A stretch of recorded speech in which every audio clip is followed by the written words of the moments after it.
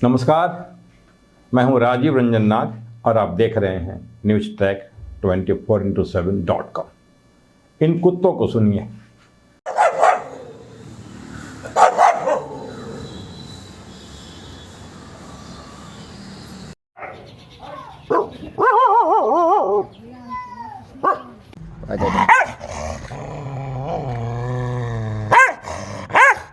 आपके सामने जोरों से भौंक रहे कुत्ते अपनी वफादारी और जिम्मेवारी की कहानी सुना रहे हैं। वे अपनी पीड़ा सुना रहे हैं। शीर्ष अदालत से उसके फैसले पर मानवीयता पूर्वक फिर से विचार करने की गुहार कर रहे हैं।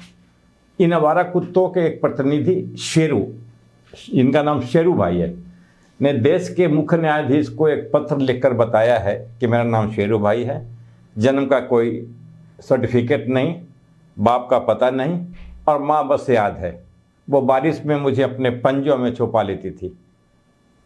आपके आदेश के मुताबिक अगले 8 सप्ताह में हमें शेल्टर्स में भेज दिया जाएगा।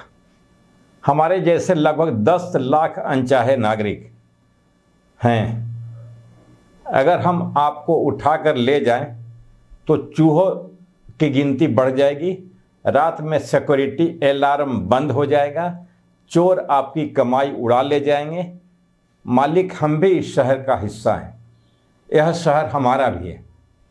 सड़कों और गलियों में भौंकते आवारा कुत्तों ने देश की शीर्ष अदालत में विराजमान मिलॉर्ड्स को उनकी पीड़ा और दर्द सुनने के लिए मजबूर कर दिया है। सुप्रीम कोर्ट का हालिया फैसले के बाद बेसहारा कुत्ते संगठित हो गए हैं। नागरिक समाज के लोग उन्हें न्याय दिलाने का भरोसा दे रहे हैं, कोर्ट के आदेश का विरोध कर रहे हैं। नागरिक समाज का कुत्तों के समर्थन में सैकड़ों हाथ उठे हैं। अदालत उनकी फरियाद पर फिर से विचार करने को राजी हुई।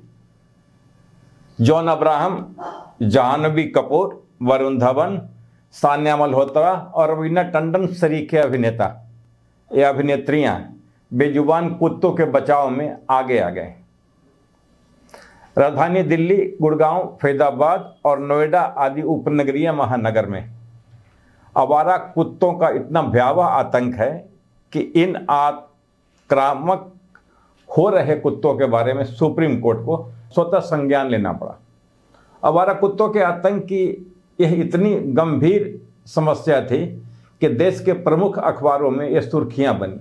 अकेली राजधानी में 10 लाख से अधिक आवारा कुत्तों की गुहार सुनने के लिए देश के मुख्य न्यायाधीश को आगे आना पड़ा है। देश के बड़े नामचीन वकील कुत्तों की फरियाद शीर्ष अदालत में पेश कर रहे हैं। अदालतें उनकी सुन रही हैं और कुत्तों के आतंक से बचाने के उपायों पर मंथन कर रही है। हमारे आपकी रोटियों के टुकड़ों पर पलने वाले इन कुत्तों पर शीर्ष अदालत के 5 मिलॉर्ड जज मंथन कर रहे हैं। दिल्ली और एनसीआर में सैकड़ों आवारा कुत्तों को हटाकर एनिमल शेल्टर्स में रखने के सुप्रीम कोर्ट के फैसले को अच्छा बता रहे हैं। वही पशु प्रेमी या उनके संगठन आवारा कुत्तों की आबादी वाले शहर में म्युनिसिपल कॉरपोरेशन ऑफ दिल्ली नगर निगम का कोई शेल्टर नहीं। इनकी रिहाइश के लिए दिल्ली में 3000 शेल्टर की जरूरत पड़ सकती है और एक कुत्ते के भरण पोषण पर 40 रुपये प्रतिदिन खर्च आने का अनुमान है। जाहिर है प्रतिदिन 3-4 करोड़ रुपए का खर्च आएगा। जनता को राहत देने वाला और सरकार ईमानदारी से समस्या का समाधान करेगी। दूसरी ओर दिल्ली के मेयर इकबाल सिंह ने बताया कि नगर निगम के पास कोई शेल्टर होम नहीं है। आवारा कुत्ते रेबीज की बढ़ती घटनाओं की वजह से एक हैं और सुप्रीम कोर्ट ने इस पर चिंता जाहिर की है। सरकारी आंकड़ों पर गौर करें तो पिछले साल रेबीज से 54 मौतें दर्ज की गईं, जो 2023 में उससे एक साल पहले इन मौतों की संख्या 50 थी। वर्ल्ड हेल्थ ऑर्गेनाइजेशन के अनुसार भारत में रेबीज के असली आंकड़े की जानकारी तो उसके पास नहीं है, लेकिन उपलब्ध जानकारी के मुताबिक हर साल इससे 18 से 20 हजार मौतें होती हैं। आवारा पशुओं के प्रबंधन के लिए केंद्र सरकार का संशोधित पशु जन्म नियंत्रण ABC नियम 2023 मौजूद है। इसमें आवारा कुत्तों की संख्या को काबू करने के लिए केंद्र ने कई दिशा निर्देश तय किए हैं।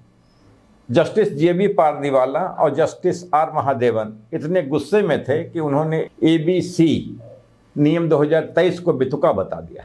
उन्होंने कहा सभी इलाकों से कुत्तों को उठाइए और उन्हें शेल्टर होम भेजिए। उन्होंने कहा फिलहाल के लिए नियमों को अलग रखिए। पर्यटन के लिए मशहूर गोवा देश का पहला रेबीज कंट्रोल राज्य है, जहां 2017 के बाद से राज्य में इंसानों में रेबीज के मामले सामने नहीं आए। उधर सिंगापुर में आवारा कुत्तों को एक माइक्रोचिप भी लगाई जाती है ताकि उनका पता लगाया जा सके। एक रिपोर्ट के मुताबिक बीमार और खतरनाक जानवरों को मारने तक का अधिकार प्रशासन को दिया गया है।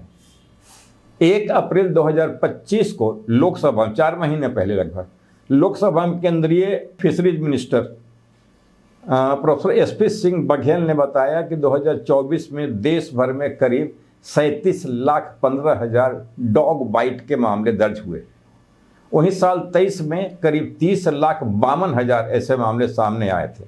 2024 में रेबीज से 54 मौतें दर्ज की गई, जो 2030 के मुकाबले में थोड़ा अधिक है। पिछले साल कुत्तों के काटने के लगभग 37 लाख मामले सामने आए थे। इनमें से लगभग 22 लाख मामले ग्रामीण इलाकों के थे। इनमें महाराष्ट्र, तमिलनाडु, गुजरात और कर्नाटक में कुत्तों के काटने की शिकायतें सबसे अधिक आई थी।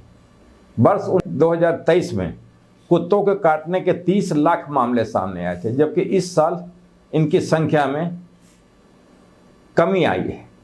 आवारा कुत्तों की समस्या बहुत विकराल है। WHO के अनुसार हर साल इससे 18-20 हज़ार मौतें होती हैं। इसमें दुनिया में होने वाली कुल रेबीज से जुड़ी मौतों में 36% भारत में होती है। पशु अधिकार संगठन, जिसको हम कहते हैं peoples for the ethical treatment of animal, PETA, ने कहा है कि कुत्तों को बेघर करना या पिंजरे में बंद करना न तो वैज्ञानिक है और न ही यह कभी कारगर साबित हुआ है। कुत्तों को जबरन हटाना उन इलाकों में रहने वाले लोगों में गुस्सा और कुत्तों के लिए बड़े पैमाने पर तकलीफ पैदा करेगा। इससे न तो कुत्तों की संख्या घटेगी और न रेबीज के मामले कम होंगे और न ही डॉग बाइट की घटनाएं रुकेंगी।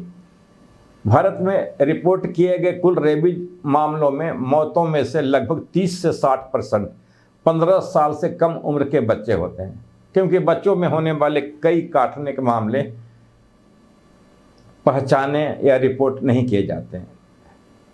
कुछ लोगों ने प्रदर्शन किया तो कुछ लोग हाथ में तख्तियाँ लिए हुए चल रहे थे, जिसमें लिखा था कि काल भैरव सब देख रहे हैं।